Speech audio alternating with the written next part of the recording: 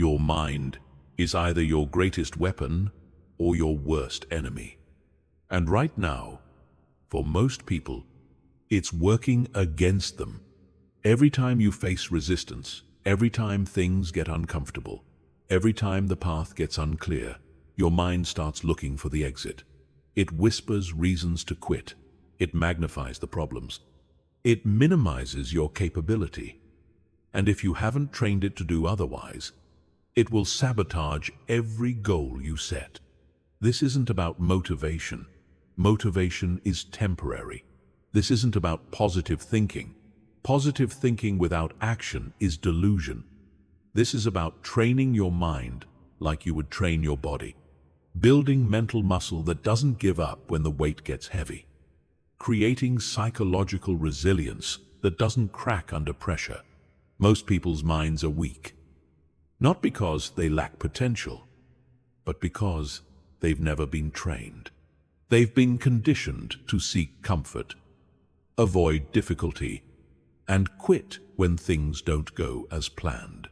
But champions think differently. Their minds have been forged in the fire of persistence. They've trained their thoughts to see obstacles as opportunities and setbacks as setups for comebacks. If you want to join that elite group of people who finish what they start, who push through when others quit, who turn their dreams into reality, then you need to start training your mind to never give up. Not sometimes. Not when you feel like it. Never. Chapter 1. Understand that quitting is a habit you've been practicing. Most people don't realize that quitting is a skill they've been perfecting for years. Every time you stop working out after 2 weeks, every time you abandon a project halfway through, every time you give up on a goal when it gets difficult, you're not just failing at that one thing. You're training your mind to be a quitter. You're teaching your brain that when things get tough, the solution is to walk away. And here's the dangerous part. Each time you quit, it becomes easier to quit the next time. Your mind creates neural pathways that default to giving up. It starts to believe that quitting is normal, that it's acceptable, that it's just who you are. But that's a lie you've been telling yourself. Quitting isn't your nature. It's a habit you've developed through repetition. Think about it. When you were a child learning to walk, you fell down hundreds of times. But you didn't quit. You got back up. You tried again. You persisted until you mastered it. That persistence is still inside you. It's just been buried under years of conditioning that taught you it's okay to give up when things get hard. The first step in training your mind to never give up is recognizing that quitting has become your default response to difficulty. It's not a character flaw. It's not permanent. It's just a pattern you've reinforced through repetition. And patterns can be changed. Every successful person you admire has faced moments where quitting seemed like the rational choice. The difference is they recognize that those moments weren't endings. They were tests. Tests of their commitment. Tests of their character. Tests of their willingness to become the person their dreams required them to be. Your mind is constantly looking for evidence to support its beliefs. If you believe you're someone who quits, your mind will find reasons to quit. It will magnify the obstacles. It will minimize your progress. It will convince you that success isn't possible for you. But if you start believing you're someone who persists, your mind will start looking for ways to continue. It will find solutions instead of excuses. It will focus on possibilities instead of problems. The truth is, you quit because you've made quitting comfortable. You've created stories that justify it. You tell yourself you're being realistic. You convince yourself that some things just aren't meant to be. You rationalize that you're making space for better opportunities. But deep down, you know these are just sophisticated ways of avoiding the discomfort that comes with growth. Starting today, you need to understand that every time you persist when your mind wants to quit, you're not just moving closer to your goal. You're rewiring your brain. You're building new neural pathways that default to persistence instead of quitting. You're training your mind to see challenges as temporary obstacles instead of permanent roadblocks. This is why small wins matter so much. When you push through on the days you don't feel like it, when you complete tasks you'd rather avoid, when you stick to commitments even when motivation fades, you're proving to your mind that you're someone who finishes what they start. You're collecting evidence that supports a new identity, an identity of someone who doesn't give up. But this requires conscious effort. Your old patterns won't disappear overnight. They'll fight back. They'll try to convince you that this time is different, that this goal isn't worth it, that you should wait for better circumstances. That's your untrained mind talking. Don't listen to it. Recognize it as the voice of your old quitting habit trying to reassert itself. Instead, start viewing persistence as a skill you're developing. Like any skill, it requires practice. It requires consistency. It requires patience with the process. You wouldn't expect to master a musical instrument in a week. Don't expect to master persistence in a week either. But know that every time you choose to continue when your mind wants you to stop, you're getting stronger. The goal isn't to never feel like quitting. The goal is to train your mind to act in spite of that feeling. Champions still feel doubt. They still face moments of wanting to give up. The difference is they've trained their minds to push through those moments instead of surrendering to them. Your mind will always look for the path of least resistance. That's how it's designed. But you can train it to find that resistance acceptable, even necessary for growth. You can teach it that discomfort is temporary, but the pride of persistence lasts forever. You can condition it to see quitting as more painful than continuing. This is mental training at its core. Not pretending everything is easy, but preparing your mind to handle difficulty. Not avoiding challenges, but building the mental muscle to overcome them. Not hoping for motivation to carry you, but developing the discipline to move forward regardless of how you feel. Every day you have opportunities to practice persistence. Small opportunities. Finishing the workout when you want to stop early. Completing the task when you'd rather procrastinate. Having the difficult conversation when you'd rather avoid it.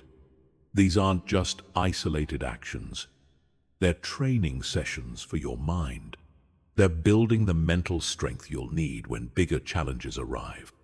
Remember, quitting isn't just about the goal you're abandoning.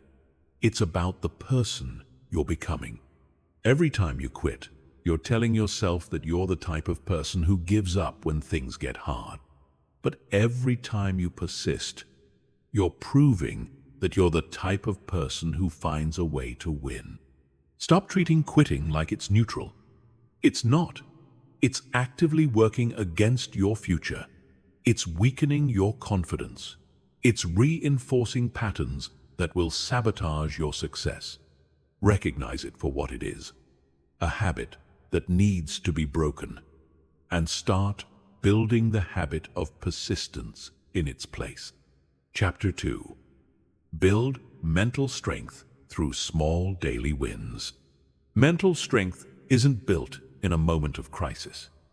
It's built through countless small decisions made when the stakes feel low. Every morning you get up when you said you would instead of hitting snooze. Every time you complete a task when you'd rather put it off. Every moment you choose discipline over comfort. You're adding another brick to your foundation of mental toughness.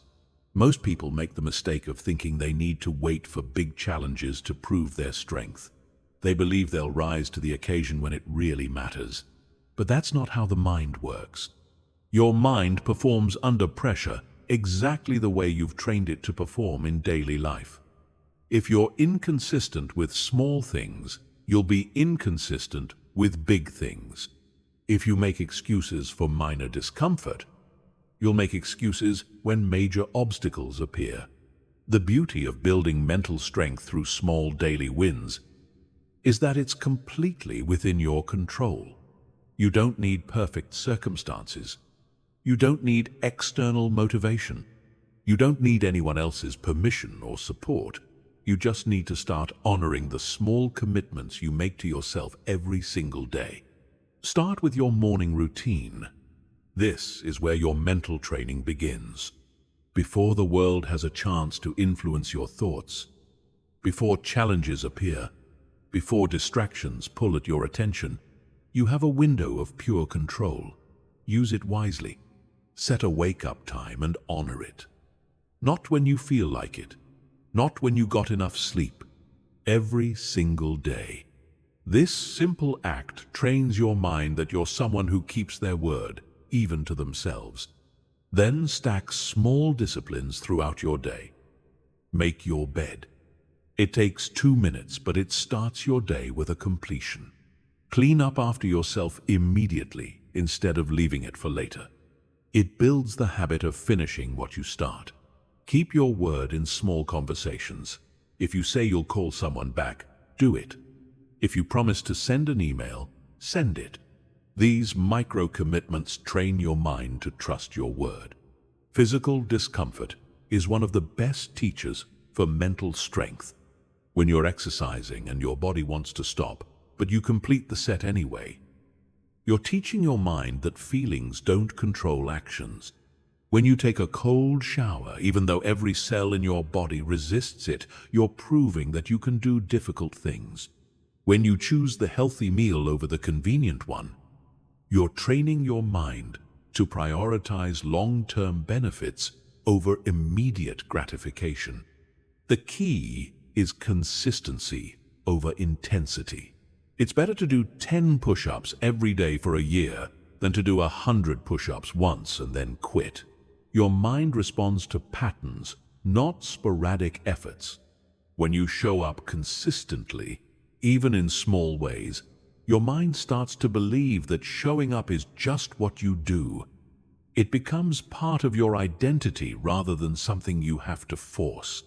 Track your wins, but not in a complicated way. Simply acknowledge when you follow through on commitments to yourself. Say it out loud. I said I would do this, and I did it. This reinforces the neural pathways associated with persistence. Your mind loves evidence, and every small win is proof that you're someone who finishes what they start. Don't underestimate the power of completing simple tasks when you don't feel like it. Reading one page when you're tired. Writing one paragraph when you're unmotivated. Organizing one drawer when you're overwhelmed. These actions might seem insignificant, but they're training your mind to operate independently of your emotions. They're building the muscle of discipline that you'll need when bigger challenges arrive. Mental strength is also built through what you don't do. Every time you resist the urge to check your phone when you should be working, you're building focus. Every time you don't react emotionally to criticism, you're building emotional resilience. Every time you don't make an excuse for poor performance, you're building accountability. Mental strength isn't just about doing hard things. It's about not doing easy things that work against your goals. Create artificial challenges for yourself. Take the stairs instead of the elevator. Park farther away and walk. Carry groceries instead of using a cart. These might seem pointless, but they're training your mind to choose the more difficult path when easier options are available. This mental muscle will serve you when life presents real challenges where taking the easy path means giving up on your dreams. The compound effect of small daily wins is remarkable. Each one individually might feel insignificant, but together they create momentum. They build confidence. They establish patterns. They create an identity. After months of keeping small commitments to yourself, you start to believe at a deep level that you're someone who can be trusted to follow through. This belief becomes the foundation for attempting bigger challenges. Pay attention to your self-talk after these small wins. Don't just move on to the next thing. Pause and acknowledge what you just proved about yourself. I didn't feel like doing that, but I did it anyway. That's who I am. That's what I do. This internal dialogue reinforces the identity you're building. It tells your subconscious mind that persistence is part of your character. Remember that your mind is always watching your actions and drawing conclusions about who you are. Every kept promise strengthens its belief in your reliability. Every completed task reinforces its confidence in your capability. Every moment of discipline builds its trust in your commitment. You're not just accomplishing tasks. You're training your mind to see you as someone who doesn't give up. Start today. Choose one small thing you've been putting off and complete it. Choose one small commitment and honor it. Choose one moment of discomfort and push through it. Not because it will change your life immediately, but because it will start training your mind to operate from strength instead of weakness. And that training, accumulated over time, will make you mentally unstoppable. The strongest people you know weren't born with superior willpower. They built it through thousands of small decisions to do what they said they would do, to finish what they started, to persist when quitting was easier. They trained their minds through daily practice, and now their minds serve their goals instead of sabotaging them. You can build the same strength. You just have to start small and stay consistent. Chapter 3.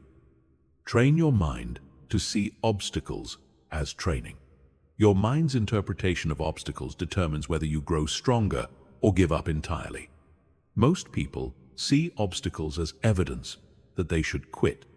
They view challenges as signs that they're on the wrong path, that success isn't meant for them, that they should try something easier. But this is exactly backwards. Obstacles aren't roadblocks. They're training equipment for your mind. Every obstacle you face is your mind's gym. Just like lifting weights tears down muscle fibers so they can rebuild stronger. Facing obstacles breaks down your mental limitations so they can be reconstructed at a higher level. The person who learns to see obstacles as opportunities for growth develops an unstoppable mindset. They start looking forward to challenges because they know each one is making them more capable. This perspective shift doesn't happen automatically. Your brain is wired to interpret obstacles as threats. It's designed to keep you safe, not to help you grow. So when you encounter difficulty, your brain's first instinct is to look for the exit. It floods your system with stress hormones. It focuses on everything that could go wrong. It magnifies the pain of continuing while minimizing the cost of quitting. But you can train your brain to respond differently. You can teach it to see obstacles as puzzles to solve rather than threats to avoid. You can condition it to get curious about challenges instead of fearful. You can program it to ask, "How can I overcome this?" instead of, "Why is this happening to me?" Start by changing your language around difficulties. Instead of saying, "This is too hard," say, "This is going to make me stronger." Instead of, "I can't handle this," say, "I'm learning to handle this." Instead of, "This always happens to me," say, "This is preparing me for something bigger." Your mind believes what you tell it consistently, so start telling it stories that serve your growth instead of your fears. When you encounter an obstacle, resist the urge to immediately look for a way around it. Instead, study it. What skill is this obstacle requiring you to develop? What weakness is it exposing that you need to strengthen? What lesson is it trying to teach you? Obstacles aren't random. They're specifically designed to develop the exact capabilities you need for the next level of your journey. Think about video games. Players don't get frustrated when they encounter a difficult level. They understand that the difficulty is proportional to the reward. They know that each challenging level is preparing them for even greater challenges ahead. They expect to fail multiple times before succeeding, and they see each failure as valuable information about what doesn't work. Your life operates on the same principle, but most people never make this connection. Every successful person has a story about an obstacle that almost broke them but ultimately made them. They'll tell you about the failure that taught them resilience, the rejection that forced them to improve, the setback that redirected them toward their true calling. They learned to extract value from every difficulty, to mine gold from every challenge, to find strength in every struggle. Your obstacles are perfectly calibrated to your growth. They're not bigger than you can handle, though they may feel that way. They're designed to stretch you just beyond your current capability, forcing you to develop new muscles, new skills, new perspectives. If obstacles were easy to overcome, they wouldn't serve their purpose. The difficulty is the feature, not the bug. This mindset transforms how you approach challenges. Instead of asking, "Why me?" you start asking, "What's this teaching me?" Instead of feeling victimized by circumstances, you feel curious about what you're meant to learn. Instead of looking for someone to blame, you start looking for ways to grow. This shift from victim to student is the foundation of mental toughness. Physical training provides a perfect model for this principle. When you're lifting weights, the resistance isn't your enemy. It's the very thing that makes you stronger. The muscle breakdown from lifting heavy weights is what signals your body to build more muscle. Similarly, the mental breakdown from facing obstacles is what signals your mind to build more resilience, more creativity, more determination. Start keeping an obstacle journal.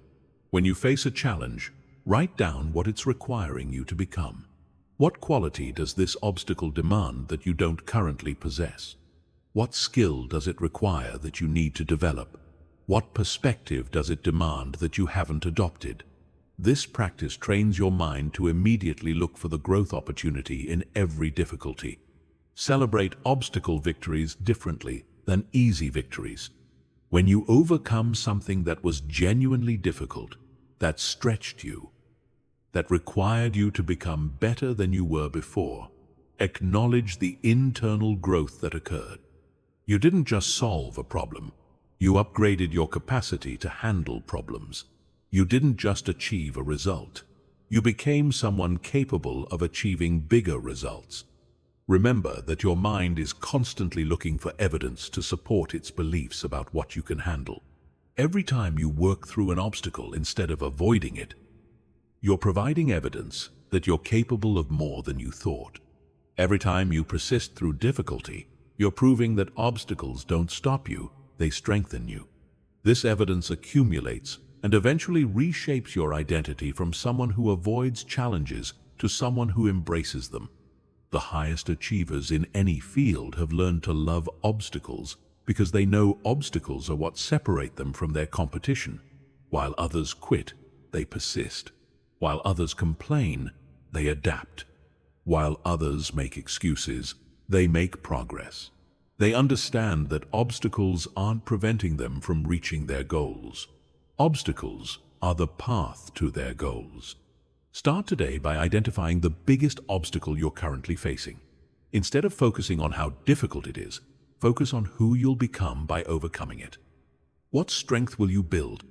What skill will you develop? What confidence will you gain? This isn't positive thinking. This is strategic thinking. You're training your mind to extract maximum value from every challenge life presents. Your obstacles aren't roadblocks. They're your curriculum. They're specifically designed to teach you what you need to know for the next level of your journey. Stop resisting them. Start embracing them. Stop seeing them as problems. Start seeing them as training. Because when your mind learns to see obstacles as opportunities for growth, you become truly unstoppable. Chapter 4. Control your inner voice during hard times. The voice inside your head is either your greatest ally or your worst enemy during difficult times. For most people, it's the latter. When challenges arise, when progress slows, when obstacles multiply, their inner voice becomes a critic, a pessimist, a quitter.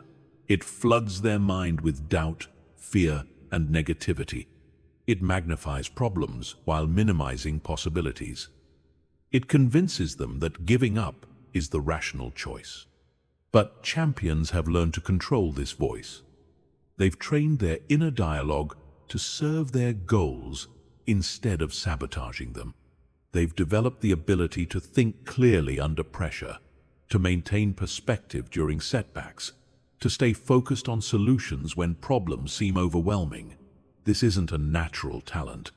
It's a trained skill that anyone can develop. Your inner voice reflects your mental habits. If you've developed the habit of negative self-talk, your inner voice will automatically default to criticism and doubt during hard times. If you've built the habit of catastrophic thinking, your inner voice will immediately jump to worst-case scenarios when challenges appear. These patterns feel automatic because they've been reinforced through repetition, but they can be changed through conscious effort and consistent practice. The first step in controlling your inner voice is awareness. Most people are unconscious of their self-talk. They don't notice the constant stream of commentary running through their minds.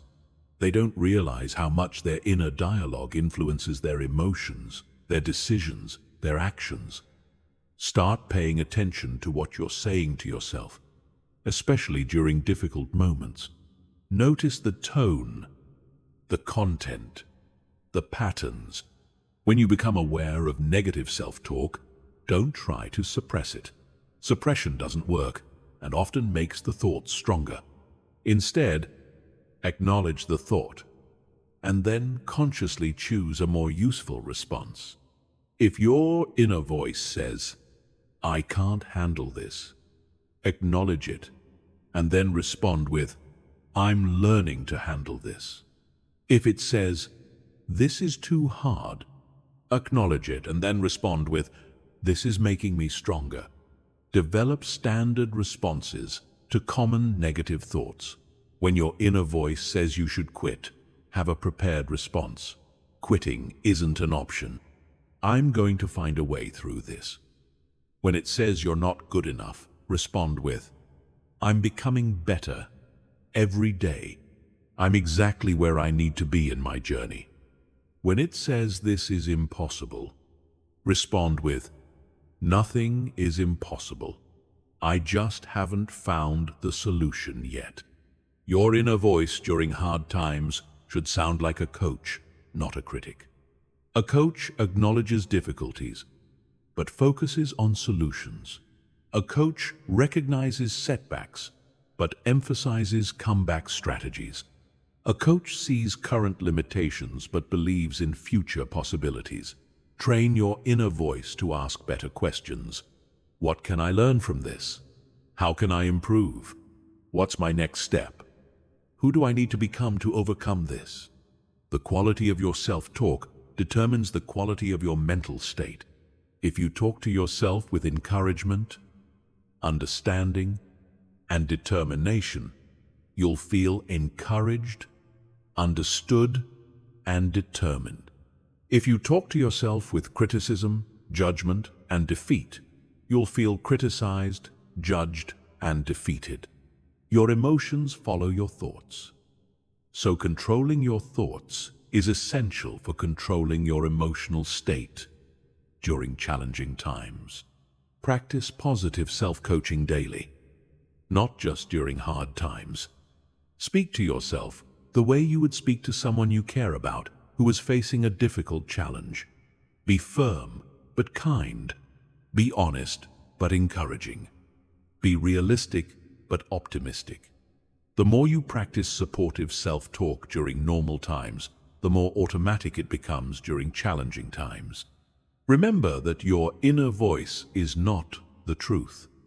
It's just one perspective, often influenced by fear, past experiences, and limiting beliefs. You have the power to choose which thoughts to focus on and which to dismiss. You have the ability to question your thoughts, challenge your assumptions, and redirect your mental energy toward more productive thinking patterns. During hard times, your inner voice will try to convince you that your situation is permanent, pervasive, and personal. It will tell you that things will never get better, that failure affects every area of your life, and that you're personally flawed. These are cognitive distortions, not facts. Counter them with truth.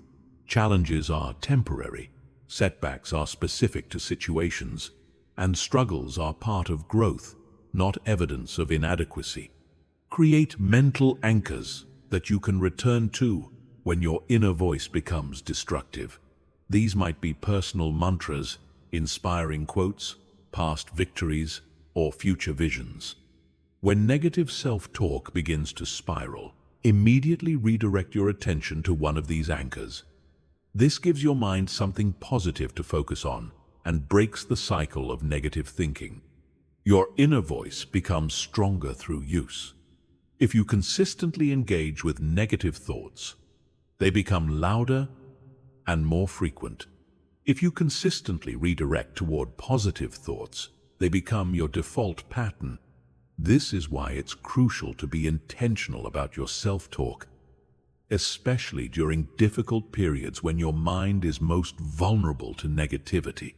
Understand that controlling your inner voice doesn't mean pretending everything is perfect.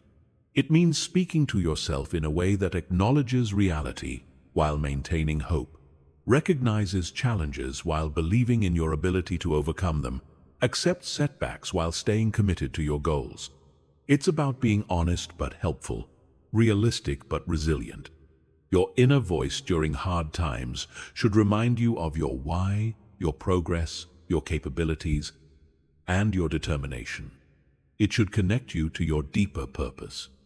Celebrate your growth, recognize your strengths, and reinforce your commitment. When your inner voice becomes your ally instead of your enemy, you become virtually unstoppable because your mind is working with you instead of against you. The conversations you have with yourself matter more than the conversations you have with others because you're always listening to yourself. Make sure those conversations are serving your growth, supporting your goals, and strengthening your resolve. Train your inner voice to be the voice of someone who never gives up, and you'll find that giving up becomes impossible. Chapter 5. Use pain as fuel instead of an excuse. Pain is inevitable, but suffering is optional. Every person who has achieved something meaningful has learned this distinction. Pain, discomfort, struggle, these are the raw materials of growth.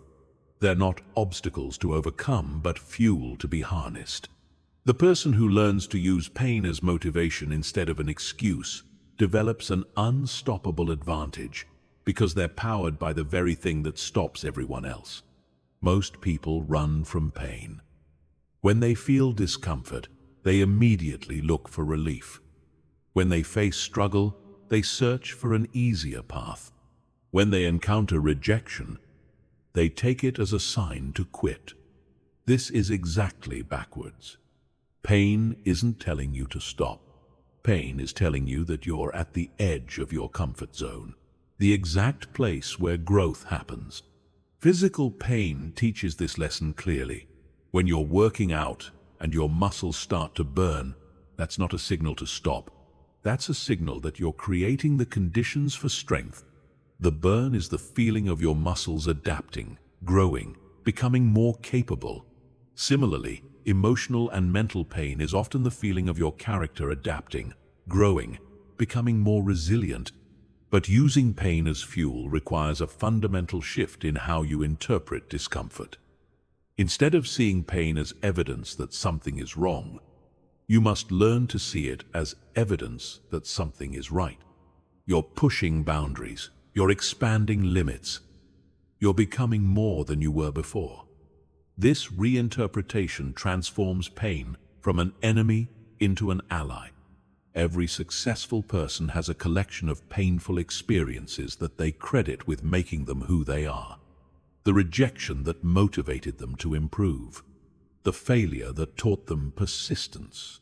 The loss that showed them what really matters. They learn to extract power from pain, to find strength in struggle, to discover opportunity in adversity. This isn't natural. It's trained. Start by changing your relationship with discomfort. When you feel physical discomfort during exercise, instead of thinking, "This hurts," think, "This is building me." When you feel emotional discomfort during a challenging conversation, instead of thinking, "This is awkward," think, "This is growing me." When you feel mental discomfort while learning something difficult, instead of thinking, "This is frustrating," think, "This is expanding me." Pain often contains important information that comfort never provides. It shows you what you need to work on, what you need to strengthen, what you need to change. Physical pain reveals weaknesses in your body. Emotional pain reveals areas where you need to develop resilience. Mental pain reveals concepts you need to master. Instead of avoiding this information, learn to welcome it as guidance for your development. The fuel metaphor is important because fuel gets consumed in the process of creating energy. When you use pain as fuel, you're not storing it or dwelling on it. You're converting it into forward motion. You're transforming it into determination, motivation, strength. The pain itself doesn't last, but the energy it creates propels you toward your goals. Develop rituals for converting pain into fuel. When you experience a setback, disappointment, or failure, have a process for extracting value from it. Ask yourself, what did this teach me? How did this make me stronger? What skill did this force me to develop? What do I know now that I didn't know before? This process transforms painful experiences into powerful lessons. Remember that your capacity to handle pain determines your capacity to achieve goals. Big goals require big sacrifices. Meaningful achievements demand meaningful struggles. Extraordinary results necessitate extraordinary persistence. If you can only handle small amounts of pain, you can only achieve small results. If you can handle significant pain, you can achieve significant results. Physical training provides a perfect model for this principle. Athletes don't just tolerate pain, they seek it out. They know that the pain of training is the price of performance. They've learned to love the burn because they know it means they're getting stronger. They've trained their minds to interpret pain as progress, discomfort as development, struggle as success. Your pain tolerance isn't fixed. It can be developed through practice. Every time you push through discomfort, instead of avoiding it, you increase your capacity to handle difficulty. Every time you persist through struggle instead of quitting, you expand your ability to endure challenges. Every time you use pain as motivation instead of an excuse, you strengthen your mental resilience. The key is not to eliminate pain, but to reframe it. Pain becomes suffering when you resist it, avoid it, or see yourself as a victim of it. Pain becomes fuel when you accept it, learn from it, and use it to drive you forward. The same experience can either weaken you or strengthen you, depending on how you choose to interpret and respond to it. Start practicing with small pains. When you feel the discomfort of hunger while waiting for a healthy meal, use it as fuel for your commitment to better nutrition. When you feel the discomfort of fatigue during exercise, use it as fuel for your dedication to fitness. When you feel the discomfort of boredom during focused work, use it as fuel for your pursuit of excellence. Your relationship with pain is your relationship with growth. If you run from pain, you run from growth.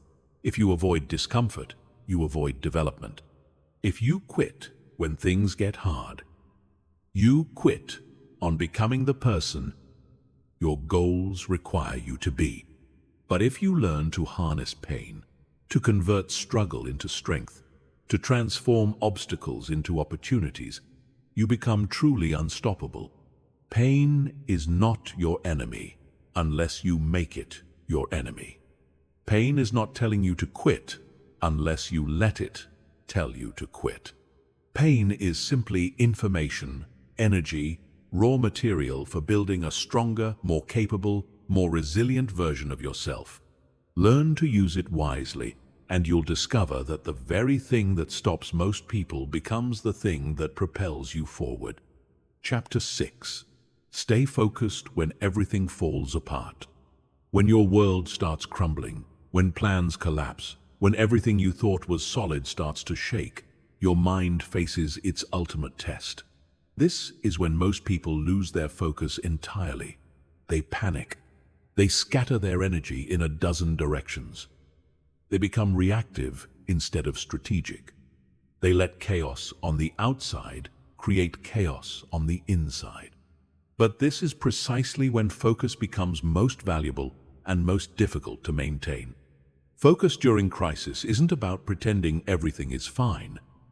It's about maintaining clarity about what matters most when everything else is falling apart. It's about keeping your mental energy concentrated on what you can control instead of dissipating it on what you can't. It's about staying connected to your core mission even when the path becomes unclear. Your mind, when faced with multiple threats or failures, wants to address everything at once. It jumps from problem to problem, never fully engaging with any single issue. This scattered approach feels productive because you're thinking about many things, but it's actually counterproductive because you're not effectively addressing anything. Focus means choosing where to direct your limited mental resources for maximum impact. The first step in maintaining focus during chaos is to get still. Not physically still, but mentally still. When everything around you is moving fast, spinning out of control, your natural instinct is to speed up, to match the pace of the crisis. But this is a mistake.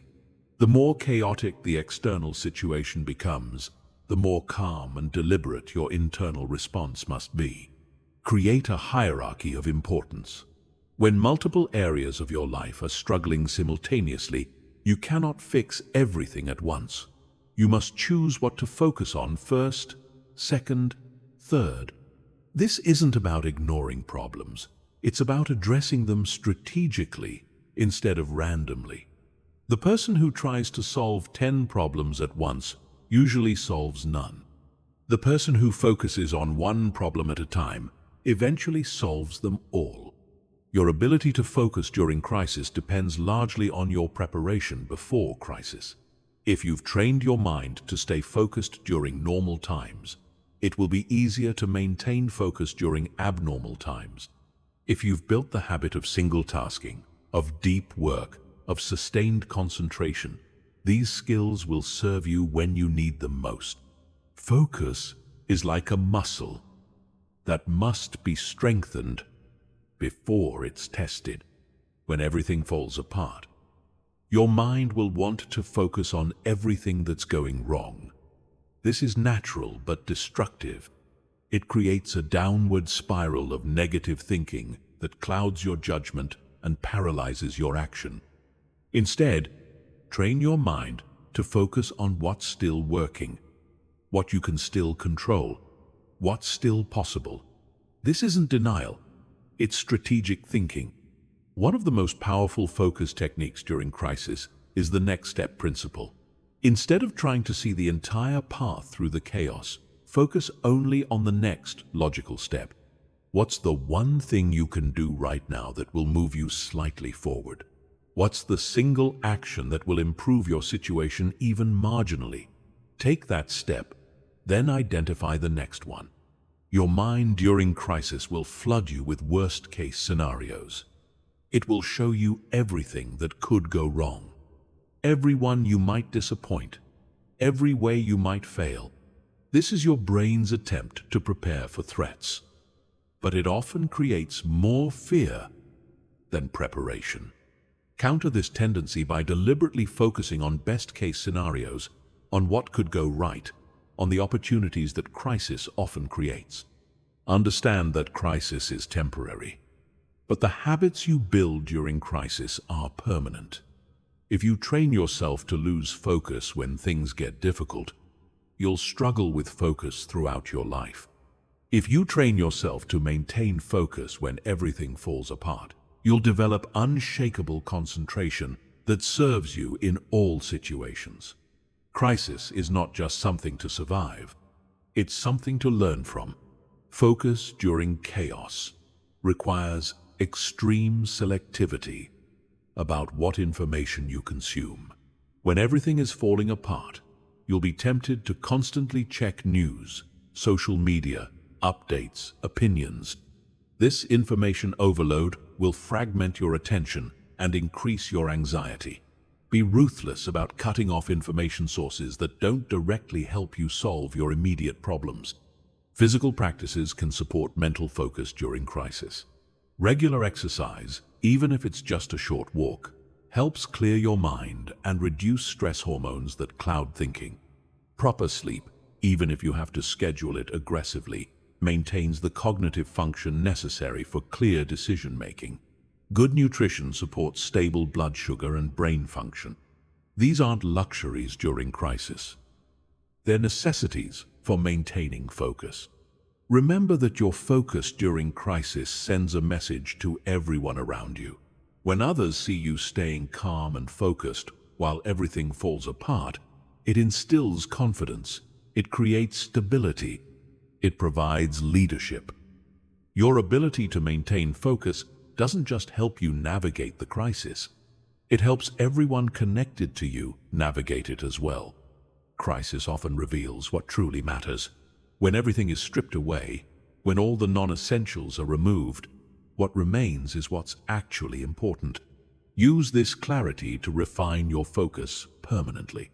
Many people emerge from crisis with a clearer sense of purpose, better priorities, stronger focus, because the crisis forced them to eliminate distractions and concentrate on essentials.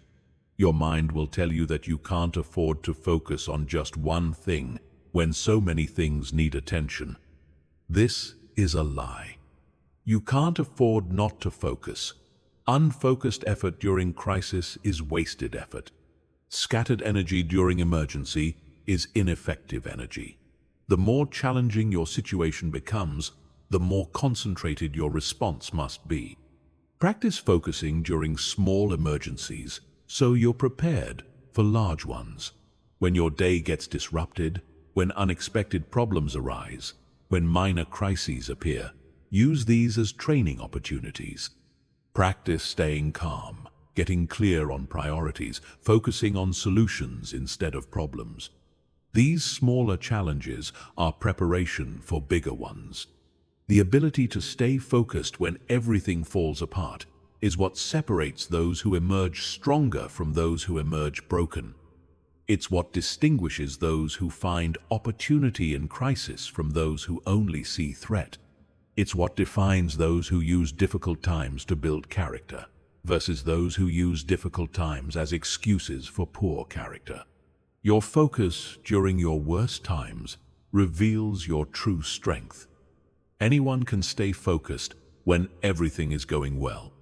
But the person who maintains clarity during chaos, who keeps their eyes on their goals when obstacles multiply, who stays committed to their mission when everything seems to be working against them, that person develops unbreakable mental toughness. Start training this skill now before you need it. Practice single tasking, practice deep work, practice maintaining concentration despite distractions, practice staying calm under pressure. Because when everything falls apart, and it will at some point, your ability to stay focused will determine whether you fall apart with it or rise above it stronger than before. Focus during crisis isn't just about surviving the storm. It's about learning to navigate in any weather, developing the mental discipline to stay on course regardless of conditions, building the concentration that makes you unstoppable no matter what life throws at you. Chapter 7. Build systems that work when motivation fails. Motivation is unreliable. It comes and goes like the weather. Some days you wake up feeling unstoppable, ready to conquer the world. Other days you can barely get out of bed. If your success depends on feeling motivated, you'll live a life of inconsistent progress and frequent setbacks. But if you build systems that work regardless of how you feel, you become unstoppable, because your progress no longer depends on your emotions. Most people treat motivation like fuel for their goals. They wait for it, chase it, depend on it. When motivation is high, they work hard. When motivation is low, they barely work at all. This creates a roller coaster of progress that ultimately leads nowhere. Champions understand that motivation is not fuel, it's a bonus. Their real fuel comes from systems, habits, and structures that function automatically, independent of how they feel. A system is a series of actions that produce a predictable result. Unlike goals, which depend on outcomes you can't completely control, systems depend on processes you can completely control. You can't control whether you lose 20 pounds this month, but you can control whether you exercise for 30 minutes every day. You can't control whether your business succeeds this year, but you can control whether you do the daily activities that build successful businesses. The power of systems lies in their automation. Once a system is established, it runs itself. You don't have to decide whether to do it. You don't have to feel like doing it. You just do it because it's part of your system. This removes the enormous mental energy required to make decisions and overcome resistance every single day. Systems convert willpower from a limited resource into an unlimited one.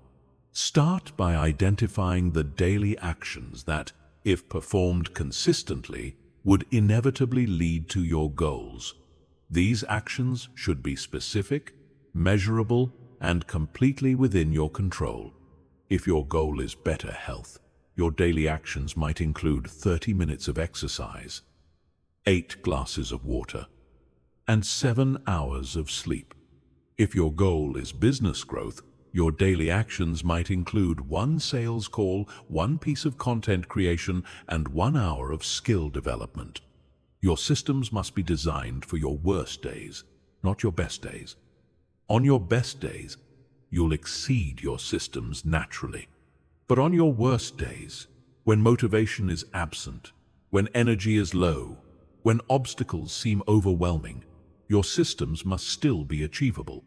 This means setting the bar low enough that you can clear it even when you don't feel like trying. The minimum effective dose principle applies to system building. What's the smallest action you can take that still moves you forward? Instead of planning to exercise for 2 hours when you're motivated, plan to exercise for 10 minutes regardless of motivation. Instead of committing to write 1,000 words when inspiration strikes, commit to write 100 words whether inspiration shows up or not. Systems require triggers, specific cues that automatically initiate the desired behavior. These triggers should be tied to existing habits or unavoidable events. If you want to build a reading habit, trigger it by placing a book next to your coffee maker and reading 1 page while your coffee brews. If you want to build an exercise habit, trigger it by laying out your workout clothes before bed and putting them on immediately after waking. Track your systems, not just your results. Create simple ways to measure whether you're following your systems consistently. This might be as basic as checking boxes on a calendar or keeping a simple tally. The act of tracking reinforces the behavior, and provides immediate feedback about your consistency. You can't manage what you don't measure. Your systems should be flexible enough to adapt to changing circumstances, but rigid enough to maintain consistency. If your normal exercise routine is disrupted by travel, your system should have alternatives. If your usual work schedule is interrupted by unexpected events, your system should have backup plans. Flexibility prevents systems from breaking when life gets chaotic. Build systems for all areas of your life that matter to you. Physical health systems, mental health systems, relationship systems, financial systems, career systems, learning systems. Each area of your life that you want to improve should have a simple, daily system that moves you forward regardless of motivation, mood, or circumstances. Start with one system and perfect it before adding others. System building is a skill that improves with practice. Your first system might feel clunky, require adjustments, need refinement. That's normal. Master the process of building and maintaining one system before attempting to implement multiple systems simultaneously. Success in system building is cumulative. Your environment should support your systems. If you want to eat healthier, your kitchen should make healthy choices easy and unhealthy choices difficult.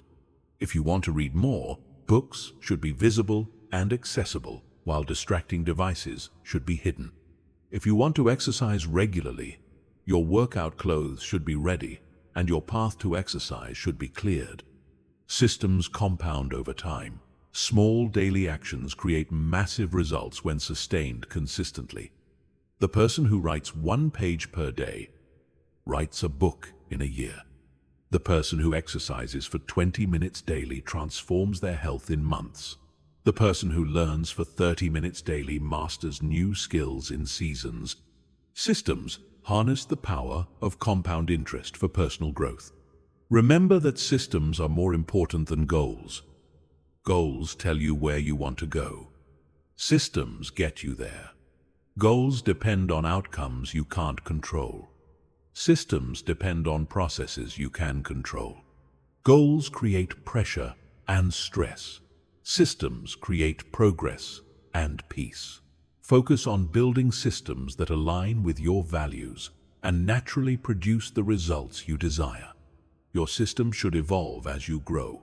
What works as a beginner won't necessarily work as an intermediate or advanced practitioner. Regularly review and refine your systems. Make them more challenging as they become easier. Add complexity as you master simplicity, but never sacrifice consistency for sophistication. The ultimate test of a system is whether it works when you don't want to do it. Can you follow your exercise system when you're tired? Can you maintain your learning system when you're busy? Can you stick to your nutrition system when you're stressed? If your systems only work when you feel good, they're not systems, they're preferences. Building systems that work when motivation fails is perhaps the most valuable skill you can develop. It's what allows ordinary people to achieve extraordinary results. It's what makes consistency possible. It's what transforms good intentions into actual results. It's what makes the difference between people who succeed once and people who succeed repeatedly. Start today. Choose one area of your life that you want to improve. Identify the smallest daily action that would move you toward improvement in that area. Design a simple system around that action. Include a trigger, a tracking method, and environmental support. Then commit to following that system for 30 days, regardless of how you feel. This is how you build a mind that never gives up, because your progress no longer depends on your feelings. Chapter 8. Practice persistence through small daily disciplines. Persistence isn't built during moments of crisis or major challenges. It's built through small daily disciplines that seem insignificant, but accumulate into extraordinary mental strength. Every time you do something you said you would do, especially when you don't feel like doing it, You're making a deposit into your persistence account. Every time you complete a task you'd rather avoid, you're building the mental muscle that will carry you through life's biggest challenges. Most people misunderstand persistence. They think it's about pushing through enormous obstacles or enduring dramatic hardships. But real persistence is quieter, more mundane, more ordinary. It's about showing up consistently for the small commitments you make to yourself every single day. It's about keeping your word in tiny ways that no one else notices but that shape your character profoundly. The brain learns through repetition. Every time you persist through a small challenge, you're teaching your brain that persistence is your default response to difficulty. Every time you complete a minor task despite resistance, you're programming your mind to finish what it starts. Every time you honor a small commitment when it's inconvenient, you're building the neural pathways that make persistence automatic. Start with micro-disciplines. These are tiny habits that require minimal time and energy but build maximum character. Make your bed every morning. Put dishes in the dishwasher immediately after eating. Respond to emails within 24 hours. Read one page before bed. These actions take minutes but build the identity of someone who follows through on commitments. Physical disciplines are particularly effective for building mental persistence because they create immediate discomfort that you must push through. Take cold showers, walk for 10 minutes daily regardless of weather, do 10 push-ups every morning, stretch for 5 minutes every evening. These small physical challenges train your mind to persist through discomfort in all areas of life. Time-based disciplines build persistence differently than task-based disciplines. Committing to work on a project for 15 minutes daily, regardless of progress, builds the ability to persist through periods when results aren't visible. Committing to study for 20 minutes daily, regardless of comprehension, builds the ability to persist through learning plateaus. Time-based persistence is about showing up, not about achieving. Financial disciplines create unique persistence training because they require delaying immediate gratification for long-term benefit. Saving a small amount daily, avoiding unnecessary purchases, choosing generic over brand name, bringing lunch instead of buying it. These micro-financial disciplines build the persistence required for all forms of delayed gratification. Social disciplines involve persisting in relationships and communication even when it's awkward or difficult. Calling one friend per week, writing one thank you note per month, having one difficult conversation you've been avoiding, apologizing when you're wrong. These disciplines build the persistence required for deep, meaningful relationships. Learning disciplines create persistence through intellectual challenge, reading one chapter daily, practicing one new skill for 10 minutes, memorizing one new fact, solving one difficult problem. These disciplines train your mind to persist through confusion, frustration, and the discomfort of not knowing. The key to building persistence through daily disciplines is consistency over intensity. It's better to do something small every day than something large once a week. Your brain responds to patterns, not to occasional efforts. A 5-minute daily walk builds more persistence than a 2-hour weekly hike. 10 daily push-ups build more mental strength than a monthly gym session.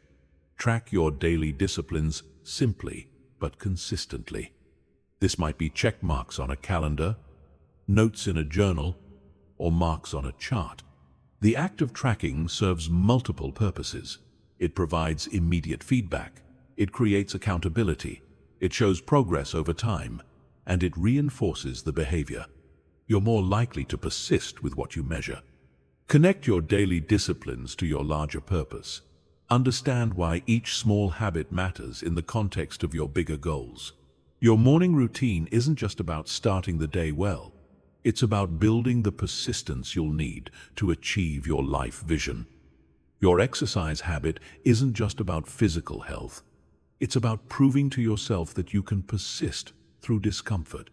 Expect resistance to your daily disciplines. Your brain will find reasons to skip them, postpone them, modify them, or abandon them entirely. This resistance isn't a sign that the disciplines aren't working. It's proof that they are working. They're challenging your current patterns and creating new ones. Persistence means continuing despite resistance, not waiting for resistance to disappear. Start with one daily discipline and master it before adding others. Most people try to implement multiple new habits simultaneously and end up persisting with none of them. Choose one small discipline that aligns with your goals and commit to it for 30 days without exception. Only after it becomes automatic should you add another discipline. Your daily disciplines should be challenging enough to require effort, but easy enough to achieve consistently. If a discipline is too easy, it won't build persistence. If it's too difficult, you won't sustain it. Find the sweet spot where the discipline stretches you slightly beyond your comfort zone, but doesn't overwhelm your current capacity. Review and adjust your disciplines regularly. What challenges you today might become easy in 3 months. What seems impossible today might become achievable in 6 months. As your persistence grows, your discipline should evolve to match your increased capacity. The goal is continuous challenge, not endless repetition of easy tasks. Remember that daily disciplines compound exponentially. Each day of persistence makes the next day easier. Each week of consistency makes the next week more automatic. Each month of discipline makes the next month feel natural. Small daily persistence creates massive long-term results that seem miraculous to others but feel inevitable to you. The most successful people you know aren't successful because they occasionally do extraordinary things. They're successful because they consistently do ordinary things. They've built persistence through thousands of small daily disciplines that trained their minds to finish what they start, to push through when things get difficult, to show up regardless of how they feel. Your persistence is being built or eroded by your daily choices. Every small commitment you keep builds it. Every minor discipline you maintain strengthens it. Every tiny promise you honor reinforces it. Conversely, every small commitment you break weakens it. Every minor discipline you abandon undermines it. Every tiny promise you ignore diminishes it. Start today with one small daily discipline. Choose something that will challenge you slightly, but that you can definitely achieve. Commit to it for 30 days without exception. Notice how this simple practice begins to change not just your behavior but your identity. You start to see yourself as someone who persists, someone who follows through, someone who doesn't give up. And once you see yourself that way, giving up becomes inconsistent with who you are.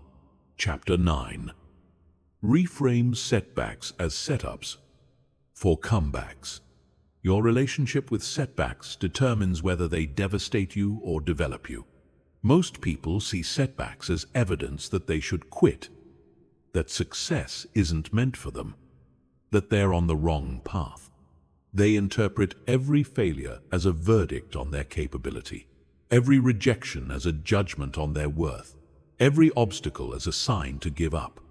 This mindset turns temporary setbacks into permanent defeats, but champions have learned to see setbacks differently. They understand that setbacks aren't the opposite of success, they're part of success. They're not detours from the path, they're features of the path. They're not evidence that you're failing, they're evidence that you're trying. Every successful person has a collection of setbacks that they credit with making their eventual success possible. The word setback itself reveals the temporary nature of these experiences. You're not set down or set out. You're set back, which implies that forward movement will resume. The setback is a temporary pause, a brief retreat, a momentary redirection.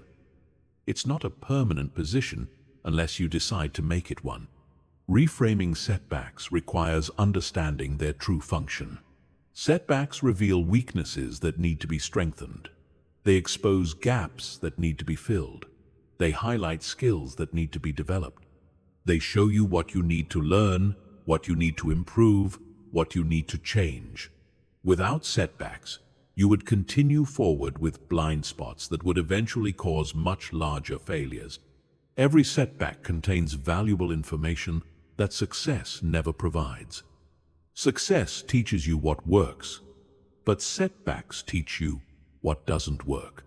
Success confirms your strengths, but setbacks reveal your weaknesses. Success feels good, but setbacks make you better. The person who learns to extract maximum value from setbacks develops a massive advantage over those who only learn from success. The setup comeback framework transforms how you interpret difficult experiences. Instead of asking, "Why is this happening to me?" you ask, "What is this setting me up for?" Instead of thinking, "This ruins everything," you think, "This is preparing me for something better." Instead of feeling like a victim of circumstances, you feel like a student of life. Historical perspective is crucial for reframing setbacks. Almost every breakthrough story includes a significant setback that seemed devastating at the time, but proved essential in retrospect. The rejection that forced someone to improve their skills. The failure that redirected them toward their true calling. The loss that taught them what really mattered. These setbacks weren't obstacles to success. They were prerequisites for success. Your current setback is setting you up for your next level, but only if you choose to learn from it instead of being defeated by it. What skill is this setback forcing you to develop? What knowledge is it requiring you to gain? What strength is it demanding you build? What perspective is it pushing you to adopt? These aren't rhetorical questions. They're practical inquiries that reveal the hidden value in your difficulty. The comeback is always proportional to the setback. Small setbacks set you up for small comebacks. Large setbacks set you up for large comebacks. The depth of your current difficulty often predicts the height of your eventual triumph. This isn't mystical thinking. It's practical understanding. Major setbacks require major growth, and major growth enables major achievements. Timing is important in the setup comeback framework. The setup phase involves learning, growing, developing, preparing. The comeback phase involves applying, executing, achieving, succeeding. Most people want to skip the setup phase and go directly to the comeback phase. But setups are necessary for sustainable comebacks. Rushing the process often leads to repeated setbacks. Your response to setbacks determines their ultimate value. If you respond with self-pity, blame, or resignation, setbacks become wasted experiences that add no value to your life.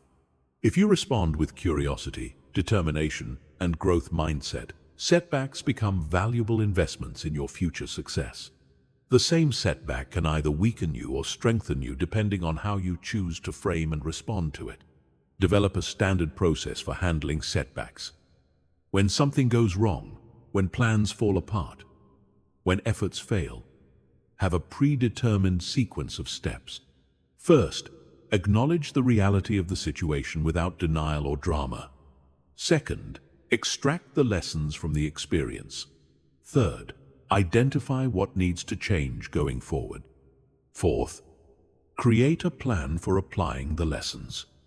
Fifth, begin implementing the plan immediately. Setbacks often redirect you toward opportunities you wouldn't have discovered otherwise. The job rejection that leads to a better position.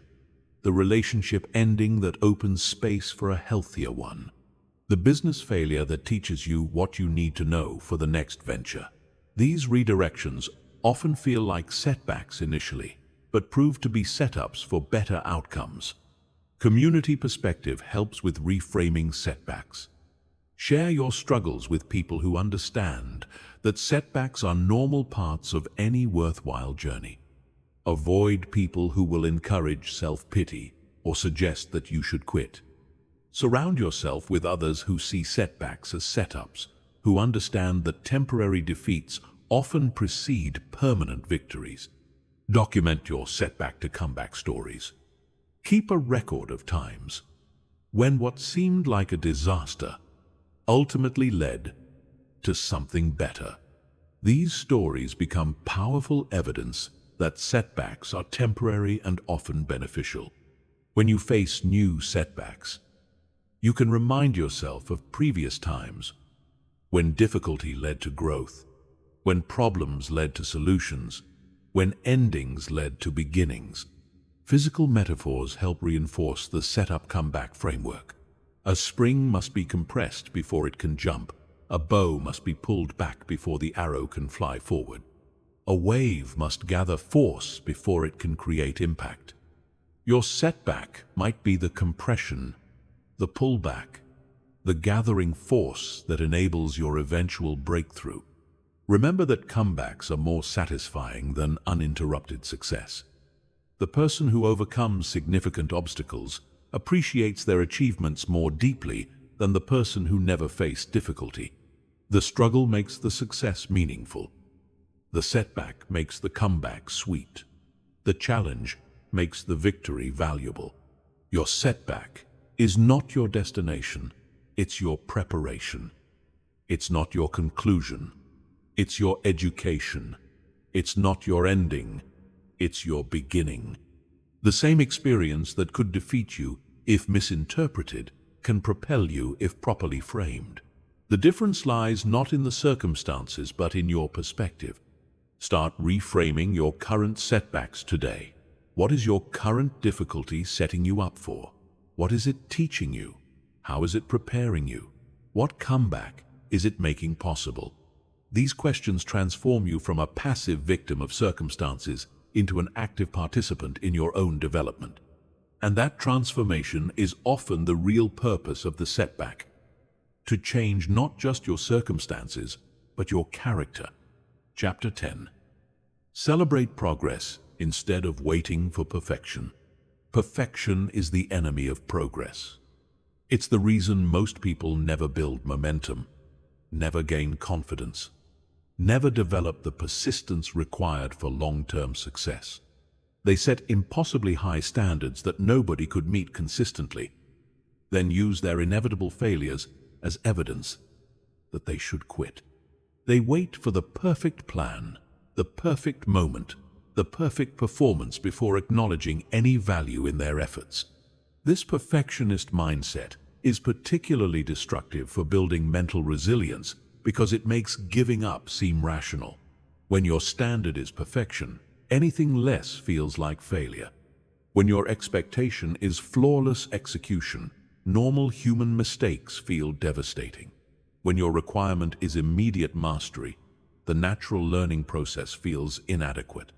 Perfectionism doesn't drive excellence.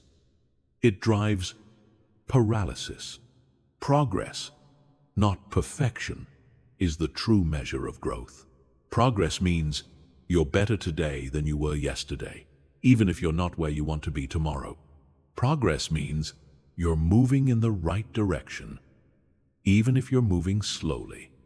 Progress means you're learning, growing, developing, even if you're not yet achieving. And progress, no matter how small, deserves celebration. Celebrating progress serves multiple psychological functions. It reinforces positive behaviors by providing immediate rewards for effort. It builds confidence by highlighting improvement over time. It maintains motivation by acknowledging that your work is making a difference. It creates positive associations with challenge and difficulty. Most importantly, it trains your mind to focus on what's working instead of what's not working. Your brain notices what you pay attention to. If you constantly focus on what you haven't achieved yet, your brain will highlight all your shortcomings and generate feelings of inadequacy. If you regularly acknowledge what you have achieved, your brain will recognize your progress and generate feelings of competence. This isn't self-deception. It's strategic attention management. Start celebrating micro-progress. These are small improvements that most people overlook because they seem insignificant. You worked out for 10 minutes instead of skipping entirely. You ate one healthy meal instead of eating poorly all day. You completed one task instead of procrastinating completely. You persisted for 5 minutes longer than usual. These micro-victories might seem trivial, but they're evidence that you're capable of positive change. Process progress is often more important than outcome progress. Process progress means you're improving how you work, not just what you achieve. You're becoming more consistent, more focused, more disciplined, more resilient. These improvements in your process will eventually lead to improvements in your outcomes, but they're valuable even before the outcomes change. Create a progress tracking system that captures small improvements. This might be a journal where you record daily wins, a chart where you track consistency, or photos that show gradual change. The key is making progress visible, because what's visible is memorable, and what's memorable is motivating. Progress that isn't documented often feels like it didn't happen. Comparative progress involves measuring yourself against your past self, not against others. Ask yourself, am I stronger than I was last month? Am I more knowledgeable than I was last year? Am I more resilient than I was when I started? This type of comparison is always meaningful because you have complete information about your starting point and current position. Effort-based celebration acknowledges progress in your attempts, not just your achievements. You get credit for trying, for showing up, for putting in work, regardless of the immediate results. This is crucial for building persistence because effort is always within your control, while outcomes are often influenced by factors beyond your control. Milestone celebration involves recognizing significant markers along your journey. These might be completing your first week of a new habit, reaching your first month of consistency, or overcoming your first major obstacle. Milestones provide natural opportunities to pause, reflect, and acknowledge how far you've come before continuing toward your destination. Learning progress means celebrating the knowledge, skills, and wisdom you gain through experience, especially through mistakes and failures. Every time you learn something new about yourself, your field, or your process, that's progress worth acknowledging. Intelligence is not fixed. Capability is not permanent. Growth is always possible, and growth should always be celebrated. Difficulty progress involves celebrating your increased ability to handle challenges. You can now persist through obstacles that would have stopped you before. You can maintain focus despite distractions that would have derailed you previously. You can stay calm under pressure that would have overwhelmed you in the past. This increased resilience is profound progress. Character progress might be the most important type to celebrate. You're becoming more disciplined, more honest, more reliable, more courageous. You're developing qualities that will serve you in every area of life. These character improvements are often invisible to others but should be highly visible to you because they represent the foundation of all other progress. Avoid the comparison trap that makes your progress seem insignificant. Social media, news, and casual conversations constantly expose you to other people's highlight reels. Their success doesn't diminish your progress. Their achievements don't invalidate your efforts. Their speed doesn't determine your worth. Your only meaningful comparison is with who you were yesterday. Build celebration into your routine. Don't wait for major milestones to acknowledge progress. Create regular opportunities to recognize improvement. This might be weekly reviews where you identify 3 things that went well, monthly assessments where you measure growth, or quarterly celebrations where you acknowledge major developments. Remember that celebrating progress is not about lowering standards or accepting mediocrity. It's about maintaining motivation for the long journey toward excellence. It's about building the confidence and resilience required to persist through inevitable setbacks. It's about training your mind to see improvement instead of just inadequacy. The people who achieve the most are often those who are best at recognizing their progress along the way. They understand that motivation comes from movement, that confidence comes from competence, that persistence comes from positive reinforcement. They celebrate the small wins that compound into big victories. Your progress is real, even if it's not perfect. Your growth is valuable, even if it's not complete. Your efforts are worthwhile, even if the results aren't yet visible. Start celebrating the progress you're making instead of criticizing the perfection you're not achieving. This shift in focus will fuel the persistence you need to ultimately achieve the excellence you're pursuing. Perfect execution is not required for meaningful progress. Consistent effort is. Perfect results are not required for celebrating improvement. Measurable growth is. Perfect timing is not required for acknowledging development. Current evidence is, stop waiting for perfection to validate your efforts. Start celebrating progress to fuel your persistence. Chapter 11. Stop listening to the voice that says give up. There's a voice in your head that speaks louder during your hardest moments. It whispers when you're tired. It shouts when you're struggling. It becomes relentless when obstacles multiply. This voice has one message: give up. It will give you 1,000 reasons why quitting makes sense, why continuing is pointless, why your goals are unrealistic. But this voice is not your friend. It's not your advisor. It's the enemy of your potential. This quitting voice is not the truth. It's fear disguised as wisdom. It's weakness masquerading as reason. It's your untrained mind defaulting to its comfort zone. The voice gets stronger every time you listen to it, and weaker every time you ignore it. Champions have learned to recognize this voice immediately and refuse to negotiate with it. The quitting voice speaks in familiar phrases. This is too hard. You're not good enough. This isn't meant for you. Nobody believes in you. You've tried enough. It's time to be realistic. These statements feel true in the moment because they come from inside your own head, but they're lies designed to keep you small, safe, and stuck. Your response to this voice determines your destiny. If you engage with it, debate with it, or try to reason with it, you give it power. The quitting voice doesn't want a conversation. It wants capitulation. It doesn't seek understanding. It seeks surrender. The only effective response is immediate dismissal, followed by immediate action toward your goals. Develop a standard response to the quitting voice. When it suggests you stop, you continue. When it says you can't, you prove you can. When it offers excuses, you take action. When it highlights problems, you focus on solutions.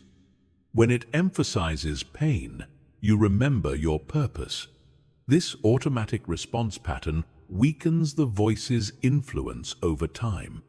Physical movement is one of the most effective ways to silence the quitting voice. When the voice gets loud, get moving. Exercise, walk, clean, organize. Do something productive with your body.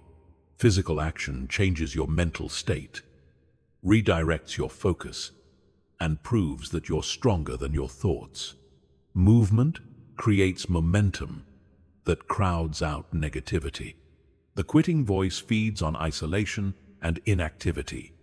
When you're alone with your thoughts, when you're sitting still, when you're not engaged in purposeful activity, the voice grows stronger. Combat this by staying connected to supportive people and staying engaged in meaningful work. Don't give the voice space to operate unchallenged. Remember why you started when the quitting voice tries to make you forget. your original motivation, your compelling vision, your deep purpose. These are more powerful than temporary discomfort. The quitting voice wants you to focus on current pain while forgetting future possibility. Counter this by regularly reconnecting with your why. The voice lies about the consequences of quitting. It makes giving up seem harmless, temporary, reversible. But quitting has permanent effects on your self-respect, your confidence, your identity. Every time you quit because things got difficult, you teach your mind that difficulty is sufficient reason to abandon goals. The quitting voice never mentions this long-term damage. Successful people don't avoid the quitting voice. They overcome it. They hear the same doubts, the same fears, the same resistance that everyone else hears. The difference is their response. They've trained themselves to act in spite of the voice, to persist through the noise, to continue when every internal signal says, stop. Track when the quitting voice appears most frequently. Is it during specific times of day, particular types of challenges, certain emotional states? Understanding your patterns helps you prepare for the voice's arrival. When you know it's coming, you can have your response ready instead of being caught off guard. The quitting voice gets desperate when you're close to breakthrough. It knows that persistence leads to success, so it intensifies its efforts when you're nearest to your goals. Many people quit right before their breakthrough because the voice becomes loudest when victory is closest. Recognize this pattern and use it as evidence that you should continue, not quit. Replace the quitting voice with a persistence voice. Train your mind to automatically respond to difficulty with thoughts of determination instead of defeat. When challenges arise, instead of hearing, "This is too hard," train yourself to hear, "This is making me stronger." Instead of, "I should quit," hear, "I should persist." This mental reprogramming takes time, but transforms your default response to obstacles. Some days the quitting voice will be barely audible. Other days it will feel overwhelming. This variation is normal. Don't be discouraged when the voice is loud. Don't become overconfident when it's quiet. Maintain consistent action regardless of the voice's volume. Your persistence should be independent of your internal noise level. The quitting voice often disguises itself as practical advice. Be realistic about your limitations. Accept that some things aren't meant to be. Focus on easier goals. But these aren't practical suggestions. They're sophisticated forms of surrender. True practicality involves finding ways to overcome obstacles, not reasons to avoid them. Create rituals that strengthen your resistance to the quitting voice. Read inspiring stories of people who persisted through similar challenges. Review your past victories over adversity. Visualize your future success. Remind yourself of the price of giving up. These rituals build mental antibodies against the quitting voice's influence. The strongest people you know still hear the quitting voice. They're not immune to doubt, fear, or resistance. They've simply trained themselves not to obey these feelings. They've learned that the voice is temporary, but their goals are permanent. They've discovered that persistence through discomfort leads to pride, while quitting leads to regret. Stop negotiating with the voice that says give up. Stop entertaining its arguments. Stop considering its suggestions. Recognize it as the enemy of your potential and treat it accordingly. The moment you hear it, take action toward your goals. Movement silences the voice. Progress defeats it. Persistence makes it irrelevant. Your mind will serve your goals or sabotage them. The choice is yours to make every single day. Chapter 12. Create non-negotiable standards for yourself. Standards are not suggestions. They're not goals you hope to achieve. They're not ideals you aspire to reach. Standards are the minimum acceptable level of performance that you demand from yourself in every situation. They're the foundation of your character, the benchmark of your integrity, the line you will not cross regardless of circumstances, emotions, or consequences. Most people live without real standards. They adjust their expectations based on their mood, their circumstances, their energy level. When they feel good, they expect more from themselves. When they feel bad, they lower the bar. This inconsistency creates an unreliable character that others can't trust and you can't respect. Standards eliminate this variability by establishing fixed requirements for your behavior. Non-negotiable means exactly that. These standards apply whether you feel like honoring them or not. They apply when it's convenient and when it's not. They apply when you're motivated and when you're not. They apply when others are watching and when no one is around.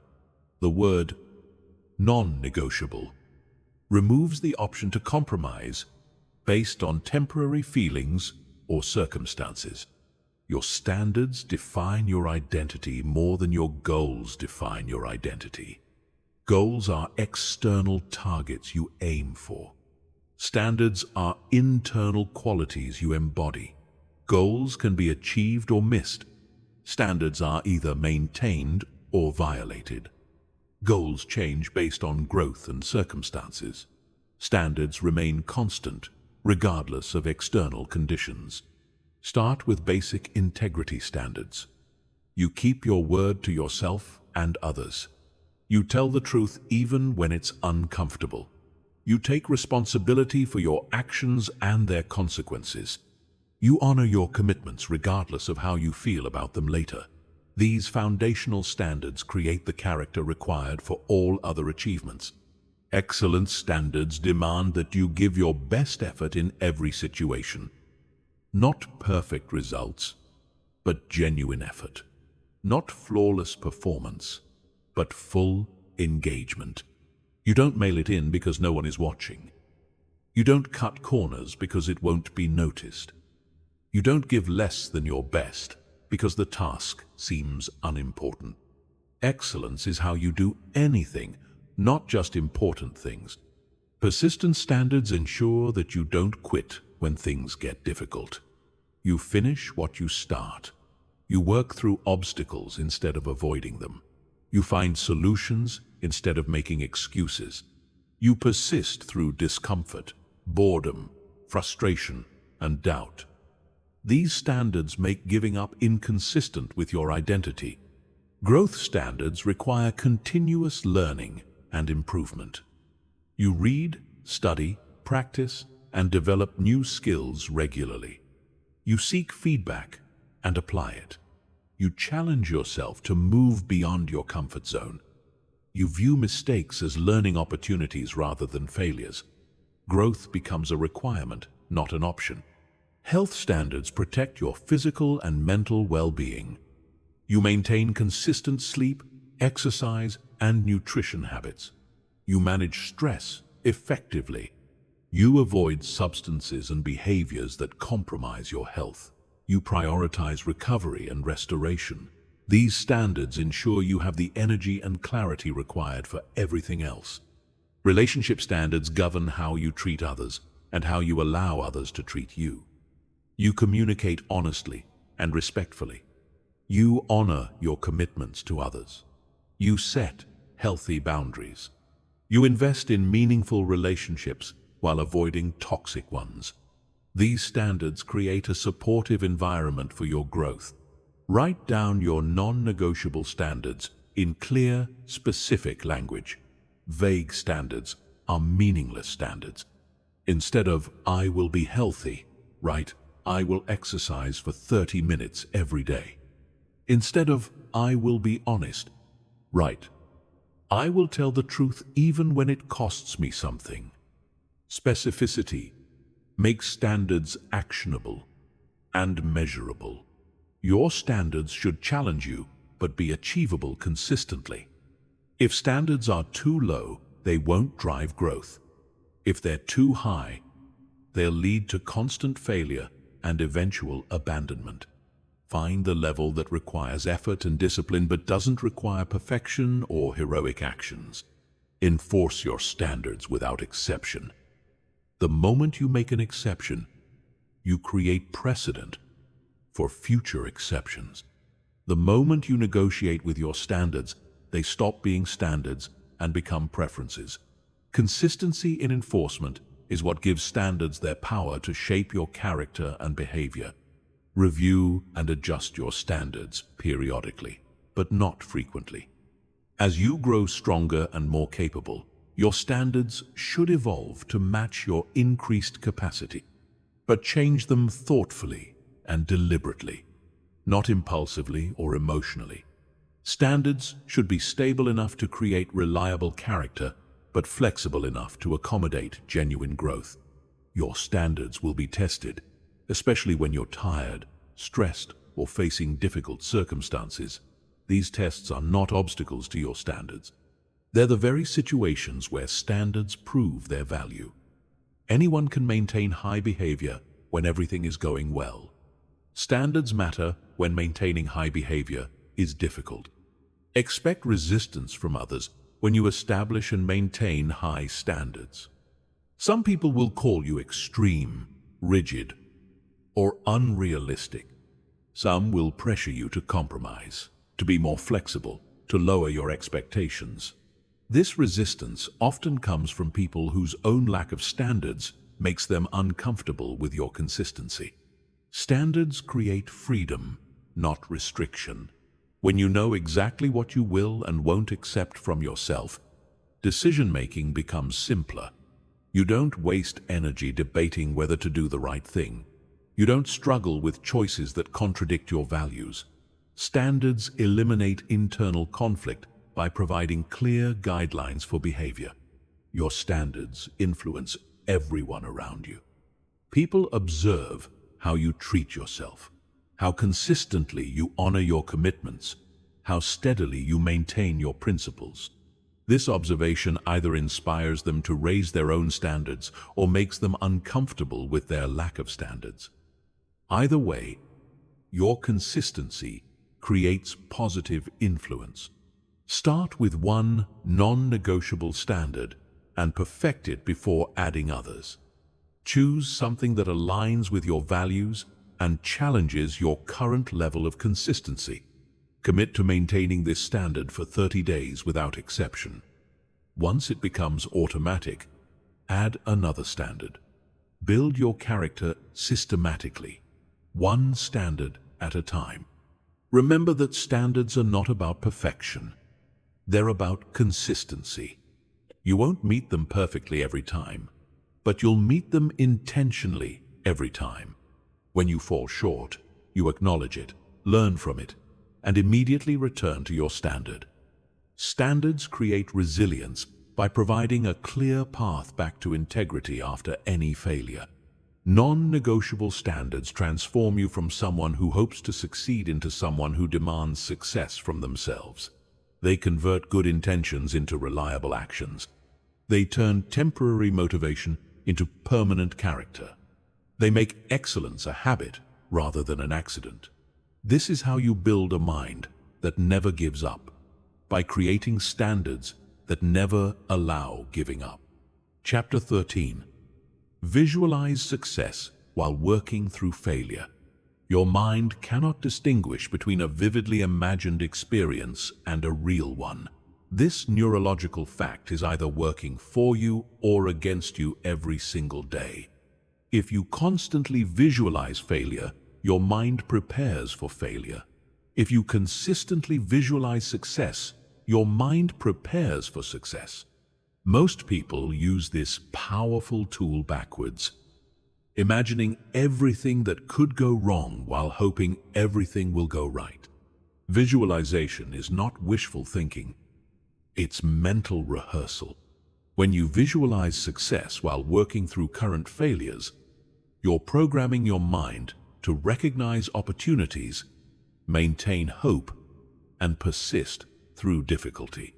You're creating neural pathways that support success-oriented thinking and behavior patterns that align with your desired outcomes. The key is timing. Visualization is most powerful when you're actually working through challenges, not avoiding them.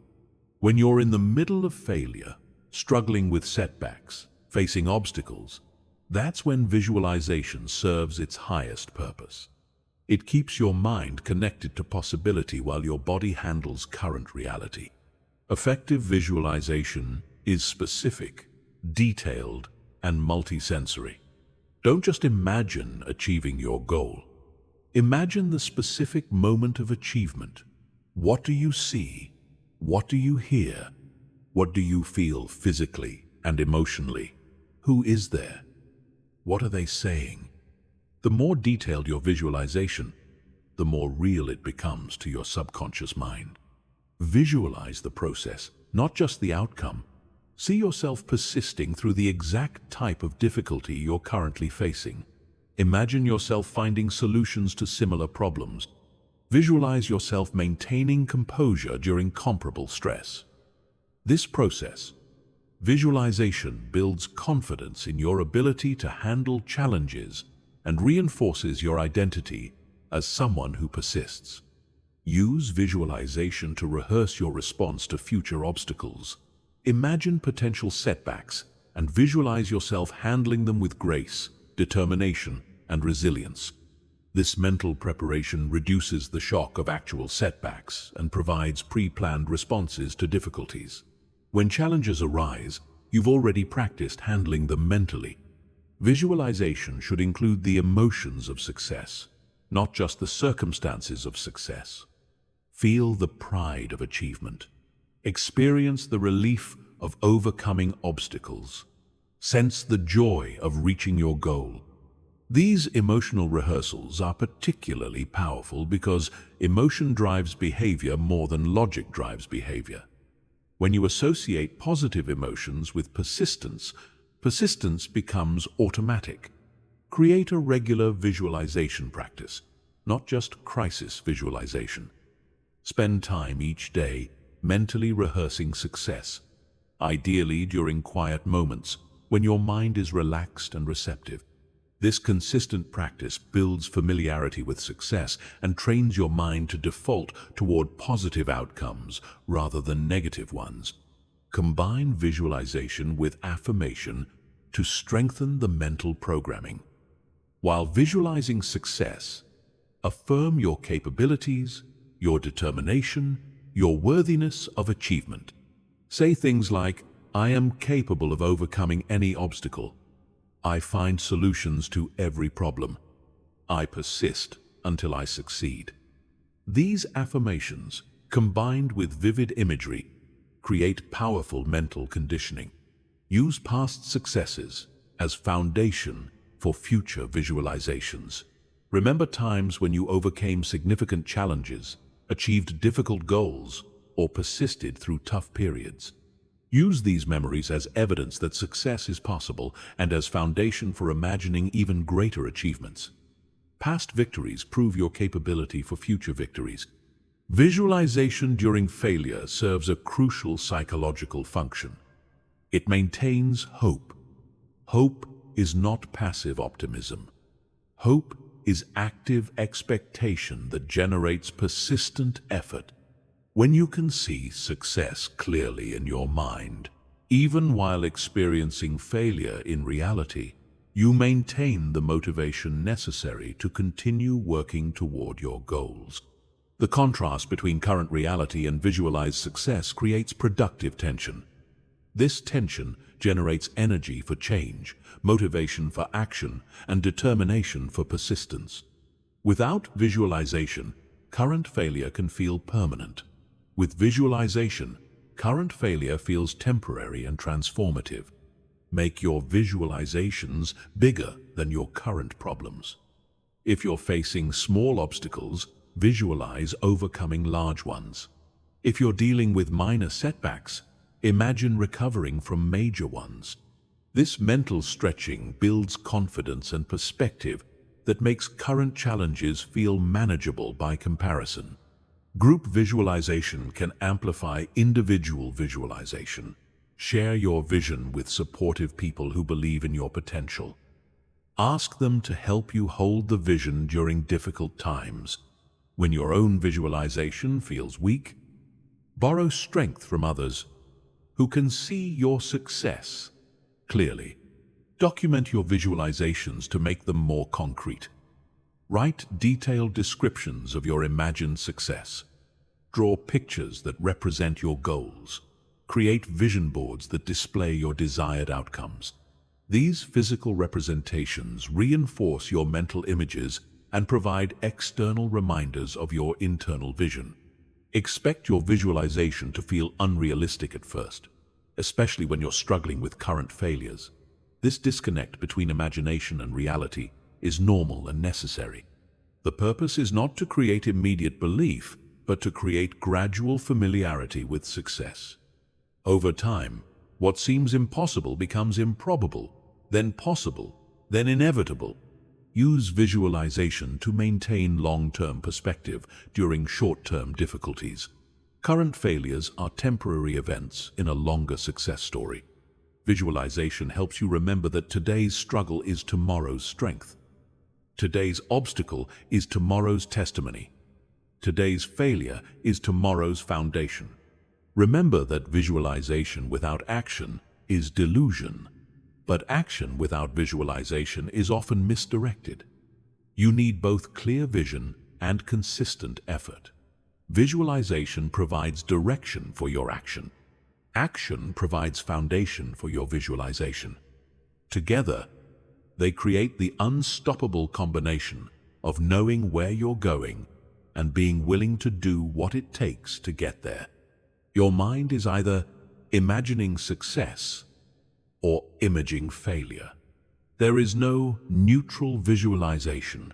Choose to fill your mind with images of achievement, persistence, and victory. See yourself succeeding while you work through current setbacks. This mental programming will influence your emotions, direct your actions, and ultimately determine your outcomes. Visualize success not as escape from current reality, but as motivation to transform current reality into future achievement. Chapter 14. Build a support system that reinforces your persistence. You cannot sustain long-term persistence in isolation.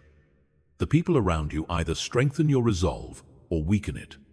They either encourage your persistence or enable your quitting. They either believe in your vision or doubt your direction. Building a support system that reinforces your determination to never give up is not optional. It's essential for maintaining the mental strength required for significant achievement. Most people unknowingly surround themselves with quit enablers. These are people who, often with good intentions, encourage giving up when things get difficult. They suggest that you're being too hard on yourself, that your goals are unrealistic, that you should lower your expectations. They offer comfort instead of challenge, sympathy instead of solutions, excuses instead of encouragement. Persistence-reinforcing people think differently. They see struggle as normal, obstacles as temporary, and setbacks as opportunities for growth. They remind you of your capabilities when you forget them. They hold your vision when you can't see it clearly. They challenge you to continue when quitting seems reasonable. They provide accountability, encouragement, and perspective during your darkest moments. Identify the quit enablers in your current circle. These might be family members who worry about you, friends who want you to be comfortable, or colleagues who have settled for mediocrity themselves. You don't need to eliminate these relationships, but you need to recognize their influence and limit their input on your goals and challenges. Actively seek out persistence-minded people. These are individuals who have overcome significant obstacles themselves, who understand that growth requires discomfort, who respect determination over talent. They might be mentors, coaches, successful peers, or anyone who embodies the persistence you're trying to develop. Create multiple layers of support. You need different types of people for different types of support. Mentors who provide wisdom and perspective. Peers who share similar challenges and understand your struggles. Accountability partners who check on your progress and challenge your excuses. Cheerleaders who believe in you unconditionally and remind you of your worth. Your support system should include people who are further along the path you're walking. They serve as proof that your goals are achievable and provide guidance based on experience. Their presence reminds you that what seems impossible now is merely difficult, and what seems difficult now will eventually become routine. Be selective about who gets to speak into your life during difficult times. When you're struggling, your mind is vulnerable to negative input. Limit your conversations about challenges to people who will respond with strength, solutions, and support. Avoid people who will amplify your doubts, magnify your problems, or reinforce your desire to quit. Contribute to others' persistence as well as drawing from it. Be the kind of person for others that you need for yourself. Encourage their determination, challenge their excuses, support their vision. This reciprocal support creates stronger relationships and reinforces your own commitment to persistence. Use technology to expand your support system beyond your immediate environment. Join online communities of people pursuing similar goals. Follow social media accounts that promote persistence and growth. Listen to podcasts featuring people who have overcome obstacles similar to yours. These digital connections can provide daily reinforcement of persistence-oriented thinking. Document the support you receive so you can access it when supporters aren't immediately available. Save encouraging messages, record motivating conversations, write down inspiring advice. Create a personal library of support that you can access during solo struggles when external encouragement isn't immediately available.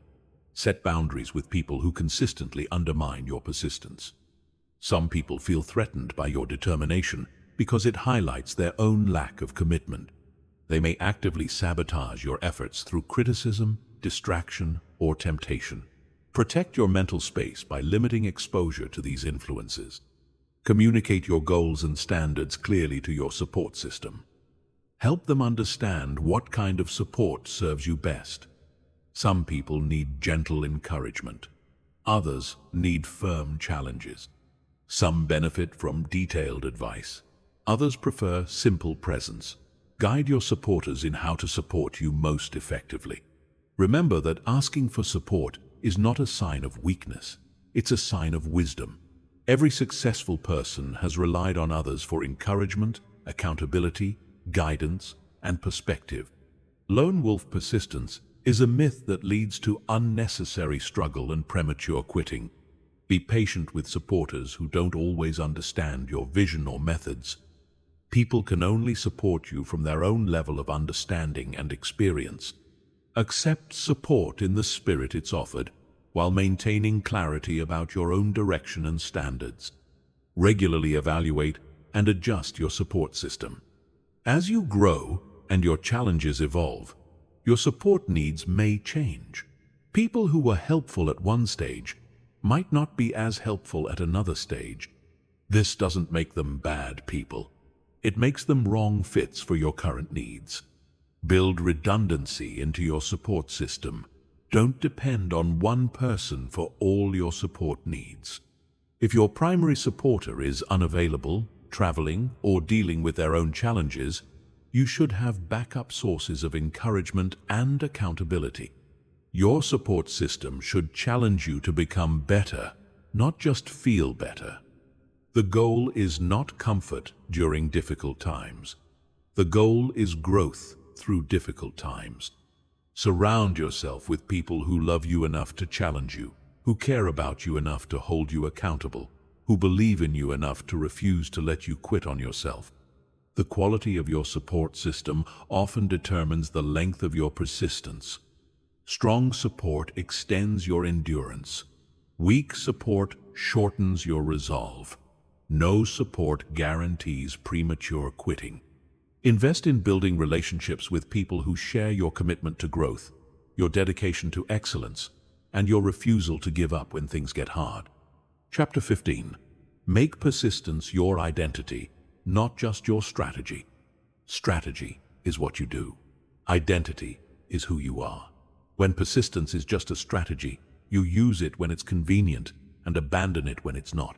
When persistence becomes your identity, you embody it regardless of circumstances, because it's not something you do, it's something you are. This shift from strategy to identity is what transforms temporary determination into permanent character.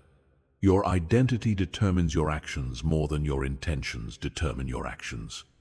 If you see yourself as someone who quits when things get difficult, you'll find ways to justify quitting. If you see yourself as someone who persists through challenges, you'll find ways to continue. Your behavior aligns with your self-concept automatically and consistently. Most people have a quitter identity disguised as reasonable behavior. They quit jobs when they become challenging, relationships when they require work, goals when they demand sacrifice. They rationalize these decisions as being practical, flexible, or self-aware. But in reality, they've built an identity around avoiding discomfort and abandoning difficulty.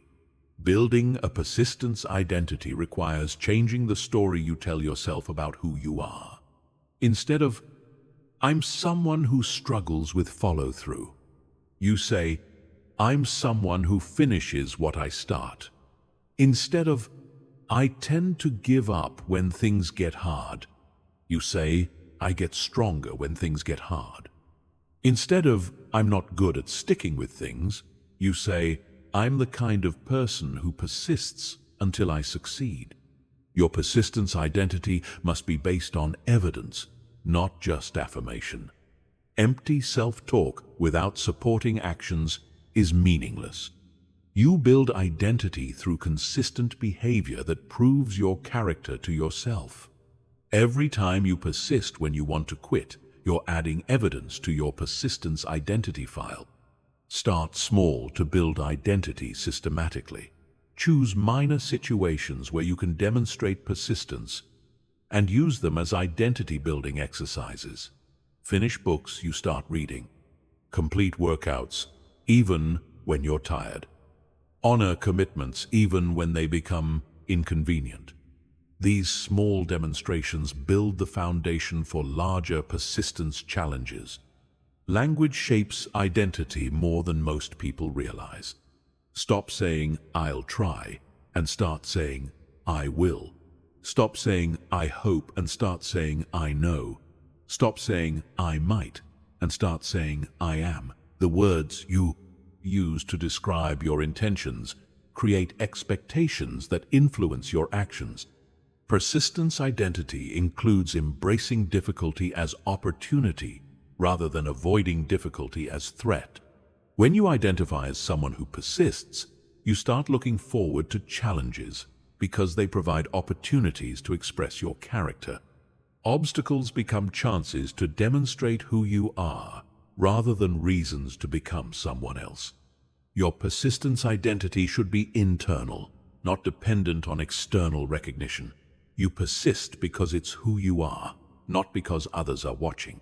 You continue because it aligns with your character, not because it earns approval. This internal orientation makes your persistence sustainable regardless of external circumstances.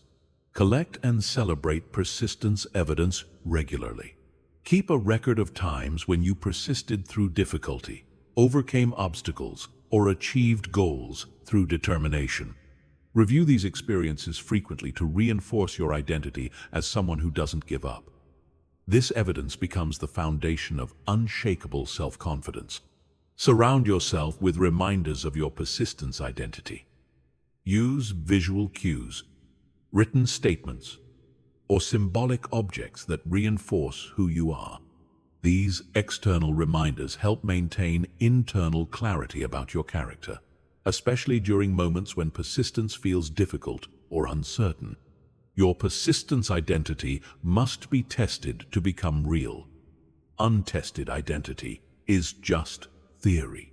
Tested identity is proven character. Welcome situations that challenge your persistence because they provide opportunities to prove your identity to yourself. Each successful test strengthens your confidence in your character. Defend your persistence identity against internal and external attacks. Your old quitting patterns will try to reassert themselves. Other people may question your determination or suggest you should give up.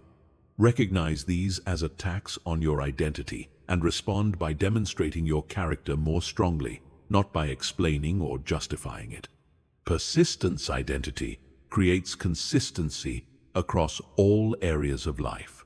When you truly identify as someone who persists, you don't compartmentalize this trait. You persist in relationships, career, health, personal growth, and any other area that matters to you. Identity creates holistic change, not isolated improvement. The ultimate test of persistence identity is what you do when no one would blame you for quitting. When circumstances are genuinely difficult, when progress seems impossible, when continuing appears irrational, that's when identity matters most. Strategy fails under extreme pressure. Identity holds under any pressure. Remember that identity is not fixed permanently. You can change who you are by changing what you do consistently. If you've been someone who gives up easily, you can become someone who persists determinedly. But this change requires more than wishful thinking. It requires consistent action that proves your new identity to yourself. Make persistence non-negotiable by making it central to your identity. When quitting contradicts who you are at your core, giving up becomes unthinkable. When persistence aligns with your deepest sense of self, continuing becomes automatic. This is the ultimate victory. When never giving up stops being something you have to remember to do and becomes something you couldn't forget to do, your mind will never give up when giving up contradicts your identity. Train your mind to see persistence as fundamental to who you are, not optional based on how you feel. Build evidence of your persistence character through daily actions. Defend this identity against all attacks. Live this identity regardless of circumstances. This is how you create a mind that is literally incapable of giving up, because giving up would require becoming someone else, and you know exactly who you are. Someone who never, ever gives up.